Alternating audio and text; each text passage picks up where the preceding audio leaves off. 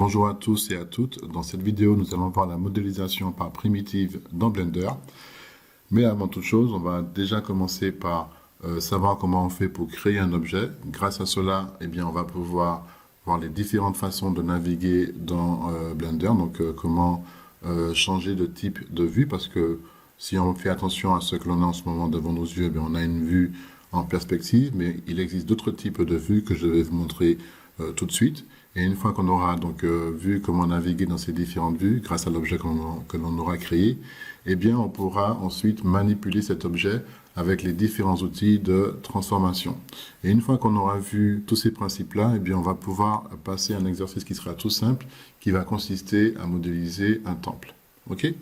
Donc, la première des choses que je vais vous montrer, c'est que dans Blender, on a la possibilité, si on vient ici dans cette vue, eh bien, d'appuyer sur la touche A. Et quand vous faites ça, vous voyez que tous les objets sont sélectionnés. Ça peut se voir ici au niveau de notre outliner, ici, de notre explorateur de scène. Et il me suffit d'appuyer sur la touche supprime pour pouvoir tout supprimer. Grâce à ça, je vais pouvoir vous montrer que sur les côtés ici, on a une barre d'outils qui va nous permettre de pouvoir ajouter un élément par défaut. Donc, j'ai supprimé tous ces éléments pour vous montrer comment on fait pour créer un élément de toute pièce. Donc, on vient ici. On fait un clic gauche pour activer cet outil et vous voyez que le menu se met à jour en fonction du contexte, en fonction de l'élément qui est actuellement activé. Donc si je viens dans ma vue que je fais un clic gauche, je maintiens mon clic gauche, je glisse comme ceci sur mon espace 3D et là je lâche le clic gauche et je vais vers le haut comme ceci pour créer donc ce cube. D'accord? Donc par défaut, quand vous créez un élément comme celui-là, vous voyez que vous avez cette option qui s'ouvre sur les côtés. Ce sera vrai pour tous les éléments que vous allez créer à partir d'ici dorénavant. Donc si je vais sur la petite flèche, là vous voyez que vous pouvez à tout moment venir ici et recentrer votre élément sous l'axe X en mettant 0. Donc c'est comme si je réinitialisais ces valeurs. Je vais laisser par défaut cette valeur à 1,47 m parce que ça correspond à la taille de mon objet. Et une fois que vous avez terminé avec ça, la prochaine action va définitivement faire disparaître cette option, donc vous ne pourrez plus du tout vous servir de cette fenêtre là pour pouvoir modifier ensuite cet élément. Donc si par exemple je vais sur cet outil Select Box, voilà, et que je clique sur les côtés comme ceci, eh bien vous voyez que cette option elle a disparu. Ok? Donc ça c'est quelque chose à bien retenir, à ne pas oublier. Donc la première des choses que l'on peut faire quand on a créé un objet, c'est de tourner autour. Donc pour cela on va appuyer sur bouton du milieu et c'est marqué ici, hein. Si vous regardez bien ce qui est marqué en bas, le bouton du milieu permet de faire une rotation de la vue. D'accord? Donc si je fais bouton du milieu et que je maintiens le bouton du milieu, eh bien, je vois que je peux tourner autour de mon objet. Et on voit qu'il est posé sous la grille. Si je vais en dessous, là, vous voyez, on voit que je suis en dessous de mon objet. D'accord? Donc il faut bien se repérer dans l'espace 3D. Donc là, je tourne autour de mon objet, ça c'est parfait. Si je veux me déplacer dans la vue, donc déplacer la caméra qui est en train de filmer l'objet, eh bien j'appuie sur Shift, bouton du milieu, et là je peux déplacer la caméra qui est en train de filmer cet objet. Et comme vous voyez, ce n'est pas du tout compliqué. Et si maintenant je veux zoomer, donc me rapprocher de cet objet, donc c'est pas vraiment un zoom, hein, c'est la caméra qui est en train de filmer la boîte qui va se rapprocher de la boîte. Donc si j'appuie sur CTRL, bouton du milieu, eh bien vous voyez que je peux, en fonction du mouvement de ma souris, me rapprocher ou m'éloigner de la boîte. Donc, bouton du milieu pour pouvoir tourner, Shift, bouton du milieu pour pouvoir faire ce qu'on appelle un pan view, ça veut dire qu'on va déplacer la caméra en translation, et CTRL, bouton du milieu pour pouvoir faire un rapprochement ou s'éloigner de notre objet. Ok? Donc ça c'est plutôt pas mal en termes de manipulation. Vous voyez que c'est pas très compliqué. Maintenant, si je veux passer à une vue orthographique, parce que là, c'est marqué ici, si vous voyez bien qu'on est dans une vue perspective, eh bien, c'est relativement simple. Il suffit d'utiliser ici ce petit navigateur hein, qui permet aussi de pouvoir se déplacer dans une vue, puisque là, on a vu les raccourcis clavier, mais on peut le faire aussi avec ces outils qui sont disponibles ici. Donc, je peux, par exemple, faire un clic gauche quelque part là où il y a ce cercle qui apparaît, d'accord? Donc, toutes les zones qui sont ici sont cliquables. Hein. Donc, je peux venir ici et vous voyez que je peux orbiter autour de mon objet. Si je vais, par exemple, sur un des axes qui sont ici, donc si je vais, par exemple, sur Z, vous voyez que automatiquement, la vue change et s'ajuste pour m'afficher une vue top orthographique. Orthographique, ça veut dire qu'on n'a plus affaire à une vue en perspective et donc tous les points qui constituent cette boîte sont parfaitement alignés les uns au-dessous des autres. Donc ça veut dire que ici, j'ai en fait 2 points qui sont superposés et c'est vrai pour les autres puisque c'est la forme qui veut que ce soit comme ça, d'accord? Si j'appuie, donc là on est en vue top orthographique, si j'appuie sur Z de nouveau, vous allez voir que la vue elle va changer et que je vais passer en bottom orthographique. Donc là on a -Z. Eh bien, ce principe reste vrai pour les autres axes qui sont ici. Donc si j'appuie sur Y, vous allez voir que je vais avoir une vue de back orthographique et forcément si j'appuie sur Y de nouveau, je vais avoir une vue front orthographique. Donc pareil pour X. Je vais dessus, j'ai right, et forcément, on a compris que si je clique dessus, j'aurai -X pour left orthographique. Ça veut dire quoi? Ça veut dire que si par exemple, je clique sur le -Z ici, eh bien, je saurai que je suis en bottom orthographique. Et si je veux revenir dans une vue de perspective, eh bien, il suffit pour cela que je me mette quelque part là où il n'y a pas justement ces petits ronds avec le numéro des axes, avec le nom des axes dessus, excusez-moi. Eh bien là, je peux pouvoir revenir en mode perspective, en affichage perspective. Tout à l'heure, on a vu que si je faisais Shift bouton du milieu, je pouvais faire un pan view. Eh bien, je peux le faire également ici avec cette main pour pouvoir me déplacer dans ma scène. Et on avait vu que contrôle bouton du milieu permettait de faire un rapprochement, éloignement de notre objet. Eh bien, je peux le faire aussi avec cet objet qui me permet de zoomer et dézoomer. D'accord ? Donc, et cet objet-là, ici, me permet de pouvoir switcher entre un mode orthographique, où on n'a pas vraiment une perspective qui est égale. Vous voyez que toutes les arêtes sont à la même longueur. Et si jamais je clique de nouveau dessus, et bien là, on retrouve une perspective avec de bonnes projections comme il faut. D'accord? Donc ça, c'est pour la navigation dans la vue de Blender. En général, quand on a affaire à un logiciel de 3D, eh bien, on peut effectivement passer d'une vue orthographique qui est en général utilisée pour de la modélisation à une vue perspective qui permet d'apprécier vraiment les volumes et de se rendre compte de notre objet pour savoir s'il est crédible ou pas en termes de modélisation tout simplement. Mais en général, on a la possibilité d'avoir ces différentes vues-là en mode 4 vues. D'accord? Et sous Blender, pour pouvoir faire ça, c'est assez simple. Il suffit de se rendre dans le menu View, qui est ici, et d'aller sur Area, et là, vous avez Toggle Quad View. Alors, je vous conseille de regarder, de faire attention en général aux raccourcis qui sont disposés, qui sont proposés ici, parce que Blender a été conçu pour fonctionner avec des raccourcis. Et donc, si je vais sur Toggle Quad View, là, vous voyez que Ctrl-Alt-Q me permet de pouvoir passer dans un mode 4 vues. Donc là, j'ai la vue top orthographique, front et right. L'une des particularités, ou la particularité plutôt de ce mode 4 vues, c'est que je ne peux pas faire de rotation quand je suis en mode 4 vues, puisque comme on veut justement modéliser avec précision, eh bien, on n'a aucun besoin de bénéficier de la rotation à ce niveau-là. Donc si je vais ici, on voit bien le cercle qui apparaît, mais je ne pourrai pas faire de rotation. Idem pour les autres vues, vous voyez que ça a été bloqué. Dans Maya, c'est exactement le même principe. Ici, vous voyez que par contre, comme on est en vue perspective, eh bien, on peut toujours faire notre rotation. Donc si je fais CTRL-ALT et que j'appuie sur la lettre Q, là, je reviens de nouveau en mode perspective. Et si vous avez fait attention, tout à l'heure, il y avait un autre mode qui était plutôt sympa. Et j'ai vu qu'il fallait appuyer sur CTRL-ALT barre d'espace. Et quand je fais ça, vous voyez que l'interface change du tout au tout. Elle est épurée. Je me retrouve donc avec une vue 3D en plein écran. La vue a été maximisée. Et de cette façon, je peux pouvoir me concentrer sur mon objet de façon plus fine. Et si je veux revenir dans le mode d'affichage précédent, je fais CTRL-ALT barre d'espace. Et vous voyez que je retrouve mon interface. Et ça, je l'ai vu quand je suis allé dans View, Area. Et ici, je peux faire un toggle Full Screen Area. D'accord? Donc, ça, c'est pour pouvoir justement passer en mode Full Screen.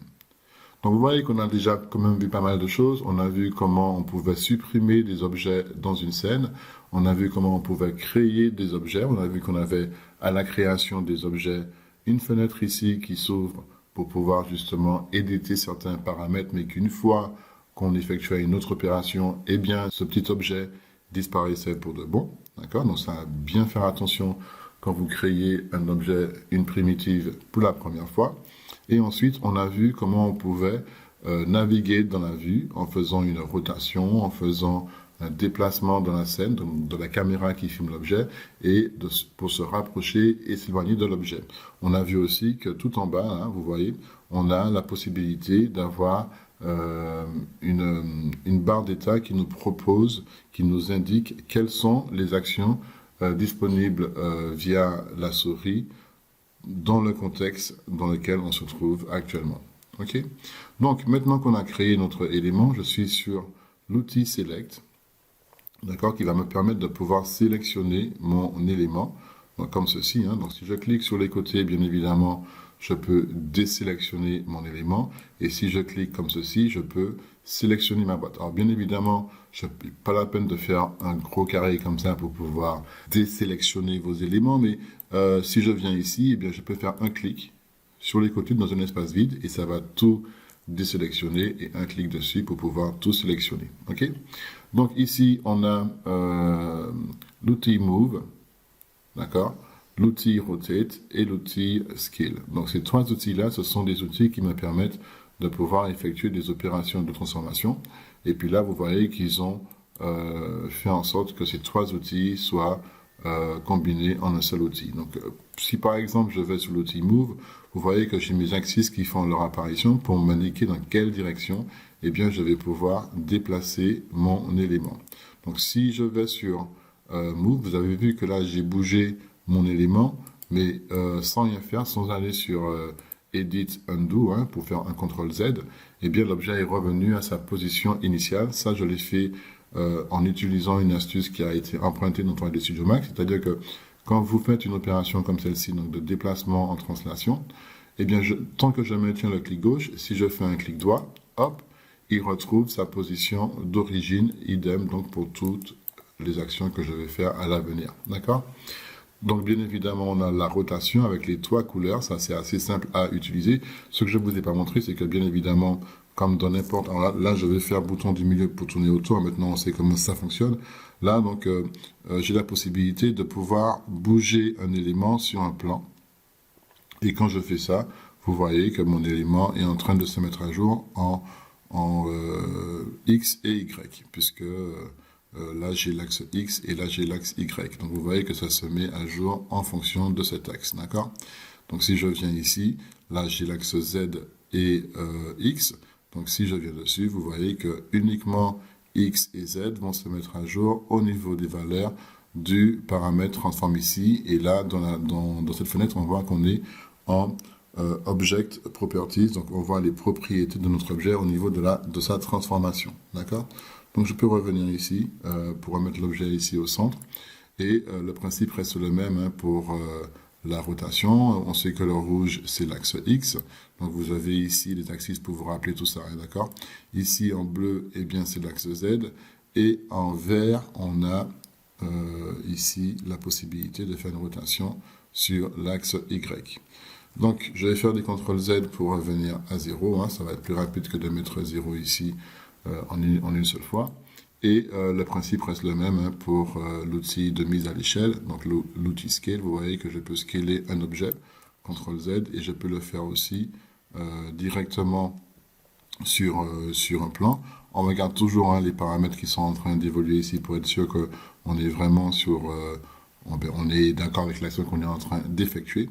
Et puis, si je vais ici sur le cercle blanc qui est là, eh bien, je vois que je peux à tout moment venir ici, faire un scale, et vous voyez que l'objet est en train d'être scalé. CTRL Z. Alors maintenant, si j'appuie sur X, vous voyez que ça va dilater mon objet, et c'est pas ce que je veux. Ce que je veux, c'est appuyer sur... donc je vais juste sortir... Oups, attendez. Je vais appuyer donc sur G. Et si j'appuie sur X, vous allez voir que ça va contraindre mon objet en déplacement sur un axe.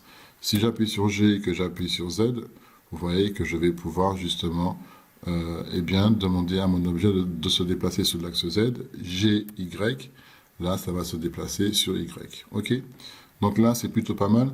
Alors, je vais faire échappe pour sortir de ce mode-là. Et pourquoi j'ai appuyé sur G? Parce que si je vais sur l'outil Move, on voit que le raccourci clavier, c'est, si je ne bouge pas, G. Si je viens ici sur R, pour la rotation, j'appuie sur R. Donc là, vous voyez que je peux faire une rotation, j'appuie sur Z. Et là, vous voyez que ma rotation ne va s'effectuer qu'autour de l'axe R. Je vais faire échappe. Et c'est pareil pour le scale. Si je viens ici, on voit que S, c'est le shortcut pour le scale. Donc si je fais S et que je vais faire un shortcut sous l'axe Z, hop, vous voyez qu'il va s'effectuer uniquement que sous l'axe Z. Je peux appuyer sur Shift pour avoir des valeurs plus fines et un pas de valeur beaucoup plus fin, donc pour ne pas que l'objet puisse être aplati ou pas rapidement. D'accord? J'appuie sur échappe pour revenir donc à une position de base. Et vous avez compris que cet outil permet d'effectuer les 4 opérations en même temps. Donc je peux faire une rotation par rapport au plan. Ça, je ne vous l'avais pas montré que ça qui était extérieur, c'était pour faire une rotation par rapport au plan qui est représenté ici par la vue. Et je peux faire un scale ou alors je peux me déplacer comme ceci. Donc je vais faire CTRL Z. À la limite, je vais appuyer sur A. Donc déjà, je fais échappe pour sortir de ce mode-là. Ou alors je vais plutôt prendre l'outil Select ici, et je vais appuyer sur échappe. OK?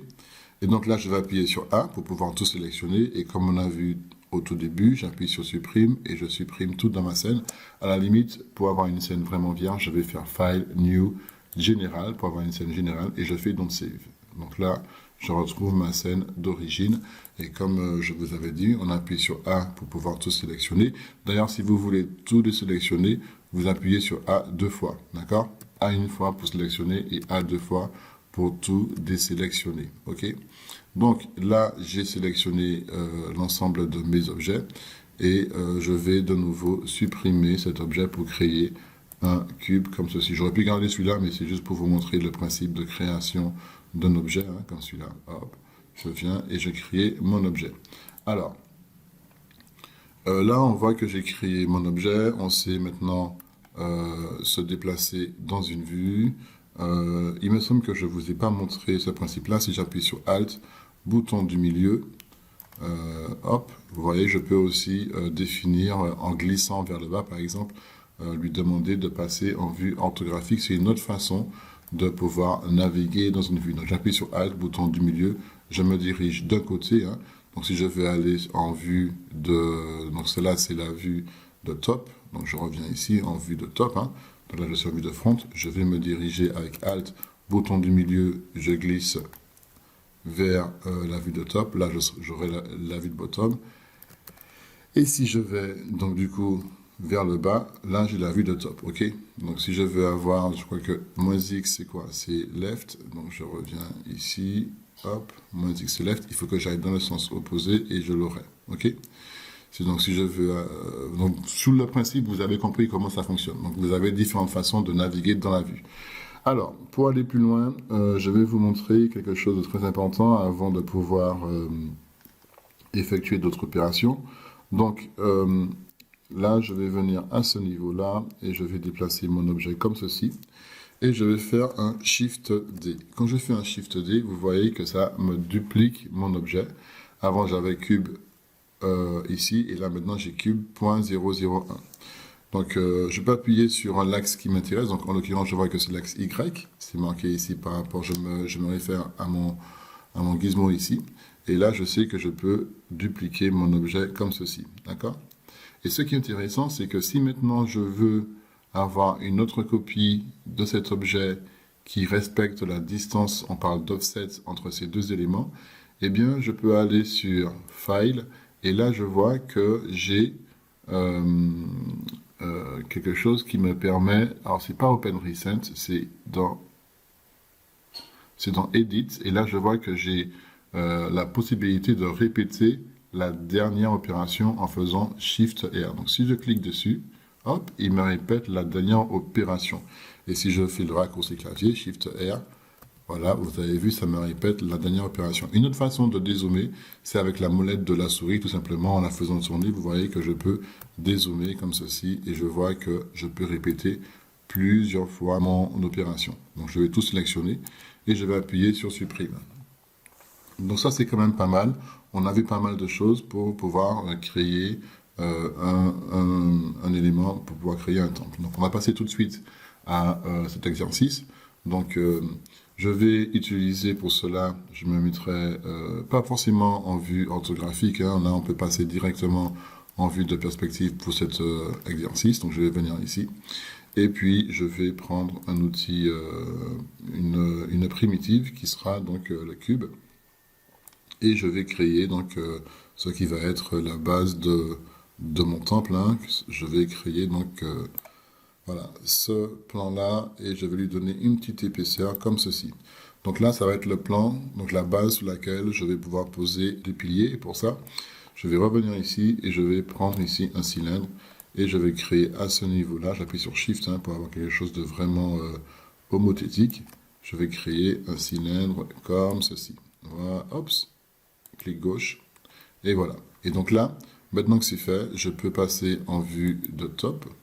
Voilà, c'était la vue de bottom. Je viens ici, vue de bottom, et je vais cliquer sur Select pour sortir de ce mode-là. Je n'ai pas besoin de venir ici pour ajouter des paramètres. Par contre, ce que je ne vous ai pas montré, c'est qu'on a la possibilité, donc là je dézoome avec la molette de la souris, de pouvoir afficher convenablement, enfin, afficher les éléments dans un autre mode. Là, on est dans un mode shaded, hein, qui permet justement de pouvoir donner, de pouvoir remplir la géométrie d'une couleur par défaut. Là, je vais aller sur le mode wireframe qui permet de pouvoir afficher les éléments en mode filaire. Donc, je vais sélectionner cet élément-là, d'accord? Et je vais appuyer sur N. Vous avez vu ici, on a une petite flèche juste à côté de notre axis ici. Je vais appuyer sur N. Et là, vous voyez que ça me donne accès aux paramètres transform, hein, qui sont les mêmes qu'ici, de notre objet qui est sélectionné. Alors, c'est juste pour vous montrer que ça existe. Hein.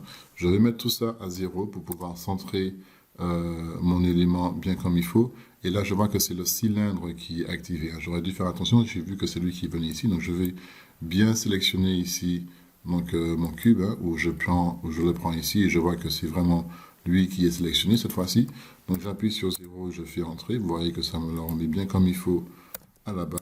Et je ne vais pas toucher à l'axe Z. Par contre, lui, je vais le manipuler à la main et je vais faire la même chose que j'ai fait tout à l'heure, c'est-à-dire que je vais le déplacer sur un plan, mais je vais en faire une copie pour pouvoir justement créer donc plusieurs pylônes. Alors pour être sûr que je suis bien, qu'il est suffisamment bien positionné, je vais aller dans d'autres vues. Vous voyez que ça rentre très légèrement dans le sol, donc je vais, alors, je reviens, je vais appuyer sur N pour ça qui me dérange un peu, hein, donc ça permet de refermer cette fenêtre. Et puis j'étais où? J'étais sur l'axe X, hein, on est bien d'accord. Donc je vais bouger ça vers le haut comme ceci. Je vais faire un CTRL-C, CTRL-V. Et là, vous voyez que l'objet a été simplement copié-collé. Si je vais dans Objet ici, je vois que j'ai la possibilité de pouvoir faire un copie et un paste. Comme ça, je sais que l'objet il est vraiment posé là où ça m'intéresse. Et je vais passer en vue de top. Voilà. Et dans cette vue de top, je vais me déplacer ici avec la main et zoomer avec la souris comme il faut, là, avec l'outil zoom ici. Et avec l'outil Scale, je vais scaler très légèrement mon objet comme ceci. Donc on voit qu'il est parfaitement aligné. Je repasse en vue de X comme tout à l'heure.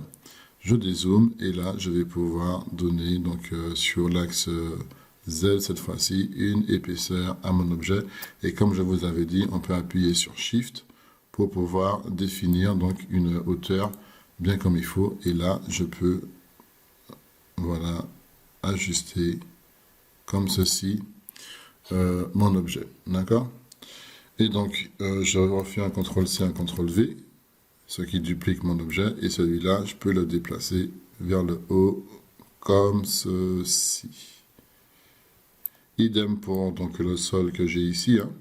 Je peux le sélectionner, CTRL-C, CTRL-V, ça duplique mon objet sans que j'ai besoin de le déplacer. si ce n'est vers le haut comme ceci. Et maintenant que c'est fait, je n'ai plus qu'à prendre ces deux éléments avec l'outil Select, ou bien même avec l'outil Move, hein. Je peux le prendre ici, hop, je le sélectionne, j'appuie sur Shift D, d'accord, donc ça va le bouger comme ceci, et j'appuie sur Y, je me mets donc à ce niveau-là, et là, on a vu qu'il fallait faire Edit Shift R, hein, d'accord, pour le raccourci clavier, Shift R, Shift R, Shift R, Shift R, et vous voyez que j'ai dupliqué mes éléments assez rapidement. Si je me mets en mode vue front, je peux prendre l'ensemble de ces éléments, comme on est en vue wireframe, il peut tout me sélectionner comme indiqué ici, d'accord. Et là, je peux faire Shift R, donc vous voyez qu'il va tout me bouger, donc là c'est relativement lent, mais si j'appuie sur X, ah non, il n'a pas tout pris, donc je reprends tout ça. Qu'est-ce que j'ai fait? Je crois que j'ai fait une bêtise là, non, attendez que je regarde pour ne pas faire de bêtises, donc je sélectionne ça ici, donc je clique sur un élément ici, et si je vais sur l'axe X, non c'est bon, j'ai pas fait de bêtises, je croyais que j'avais tout dupliqué, donc je reviens ici sur l'axe qui m'intéresse, je reprends tout ça, d'accord. J'avais tout dupliqué en faisant CTRL-SHIFT-D, j'aurais pu faire aussi CTRL-C, CTRL-V, qui est un peu plus rapide, hein. J'appuie sur X, et là je déplace mon élément là où ça me semble plutôt pas mal, et je relâche tout. Et si je reviens donc en vue de perspective, et que j'affiche le mode Shaded, on peut voir ce que j'ai créé en termes de piliers. Alors vous voyez qu'on a un petit problème là, on a des piliers qui dépassent, mais c'est pas grave, on va simplement les supprimer, hein, tout simplement. Donc je vais prendre ça, et ça me permet de vous montrer que, ah ben non, là ça fonctionne, mais que quand on est en mode Shaded, certains éléments ne peuvent pas être supprimés à partir du moment où ils sont en mode Shaded. Et là je vais créer les escaliers. Donc pour ça, je vais me mettre, donc là on voit qu'on est sous l'axe Y, je vais mettre sous l'axe X, ça sera plus simple. Et donc là je vais prendre cet élément, je vais faire CTRL-C, CTRL-V, je vais le déplacer comme ceci sur les côtés, je vais aller cette fois-ci prendre l'outil Scale, et sur l'axe Y, je vais raccourcir un petit peu, alors je fais attention, hein, je vais raccourcir, je peux me mettre en mode 3D, en mode perspective, excusez-moi, pour bien voir ce que je fais. Et là, je vais arranger ici cet élément. Je peux appuyer sur Shift, hein, comme ceci. Et je vais, hop, agrandir ici les marges. Et je vais, hop, zoomer un petit peu dessus, hein, puisqu'on a appris à le faire pour pouvoir bien se rapprocher et bien observer ce que l'on fait. Cette fois-ci, je retourne en vue right. Je peux me mettre en vue wireframe, j'aime bien parce que du coup, je vois bien ce que je fais. Zoomer un petit peu avec la molette de la souris, prendre l'outil Select and Move et placer la marche comme ceci. Donc, je vais zoomer un tout petit peu. Avec Shift, bouton du milieu, je peux me rapprocher. Là, je suis sorti du mode affichage, hein, je reviens dessus.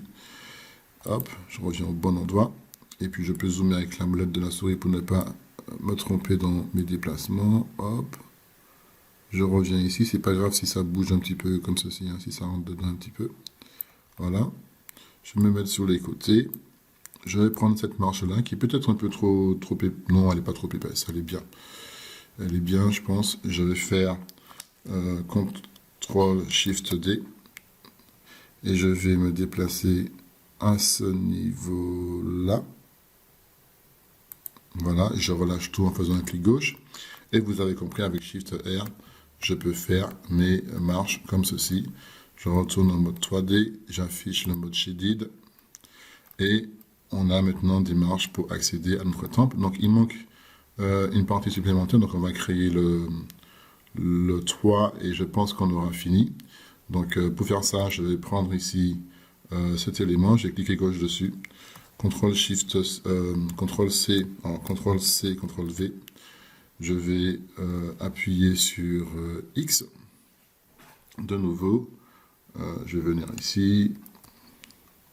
Je vais déplacer ça ici, à ce niveau-là. CTRL-C, CTRL-V, je reduplique encore une deuxième fois tout ça. Et lui, je vais le sélectionner, celui qui est au centre, hein, d'accord? Je vais lui donner de l'épaisseur sous cet axe-là, comme ceci. Voilà, je vais essayer d'ajuster ça bien comme il faut. Hop. Attendez, hein. Hop. À la limite, je peux mettre ça ici en bas. Voilà. Ça, je le prends et je le mets en bas comme ceci. Je vais aller maintenant sous l'axe Y. Et là, vous voyez que j'ai une épaisseur, hein, donc je vais sélectionner ce calcul-là. Cet objet, excusez-moi. Donc je prends cet objet. Je vais sur l'outil Scale et sur l'axe X, je vais scaler un tout petit peu comme ceci. Je retourne sur X. Je fais exactement la même chose. Voilà. Et si je retourne en mode perspective, vous voyez un petit peu ce que ça me donne. Il ne reste plus qu'à mettre le toit et on aura fini. Donc je vais dézoomer un tout petit peu, comme ceci.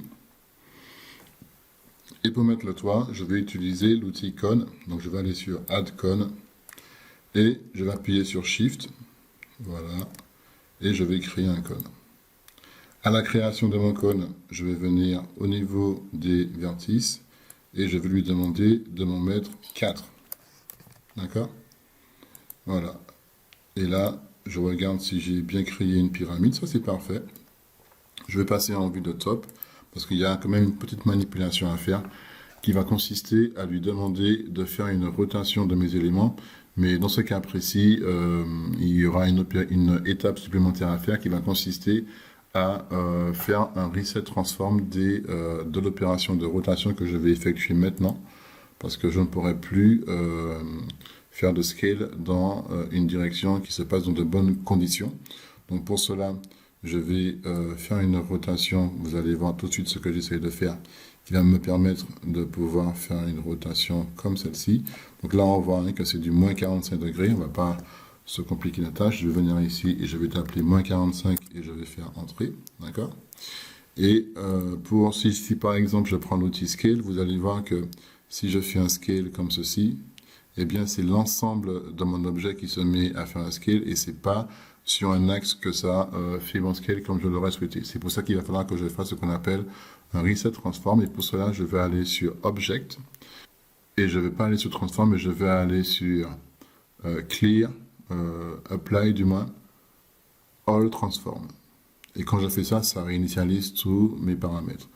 Donc du coup on voit que le point de pivot n'est plus là. Donc je peux venir aussi sur Object, Set Origin et je vais dépasser l'origine vers la géométrie. Et vous allez voir que là, cette fois-ci, ça fonctionne. Donc, avec ça, je vais pouvoir repasser en mode wireframe. Hein, d'accord? La première chose que je vais faire, c'est que je vais déplacer cet élément ici. Je vais la mettre à 0, puisque je sais que j'avais tout mis à 0 ici en termes de position. Donc, je rentre ici 0. Ici, je rentre 0. D'accord? Et je vais passer maintenant dans une vue de perspective. Et je vais lui demander de me positionner cet élément au-dessus de mon objet. Et donc je vais venir ici, hop, hop. Et là, je vais prendre l'outil Scale pour créer donc, le toit de mon temple. Et vous avez vu, hein, je me base un petit peu sur ma vue de perspective pour bien voir tout ce que je fais. D'accord? Là, je vais aller sur Y. Et idem, je vais bouger sur un axe, comme ceci. Et maintenant, il ne me reste plus qu'à positionner cet élément convenablement sur le haut de mon temple. Et une fois que c'est fait, eh bien, on peut considérer qu'à ce stade-là, notre modélisation est achevée pour notre temple. Donc il ne nous reste plus qu'à trouver eh bien, un bon angle de vue, d'accord, avec Shift, hein, bouton du milieu, voilà, et de nous rapprocher ou pas, comme ceci. Vous avez vu, hein, c'est relativement simple. Donc je peux venir aussi changer la couleur de mon objet ici, hein, On voit que j'ai par défaut cet objet qui est sélectionné. Je peux changer le mode d'affichage de mon objet si je veux, hein, vous voyez. On peut se mettre en mode objet, en mode attribute random pour choisir des couleurs random si jamais on veut, d'accord, en fonction des objets qui sont créés, single. Et là, je peux venir sur single, choisir une couleur pour mon objet si je veux, ok. Donc voilà comment je peux faire pour changer la couleur de mon objet. Attendez, je vais juste venir ici parce que ça jure un petit peu. Je sais pas moi, je vais prendre une couleur un peu plus sombre. Et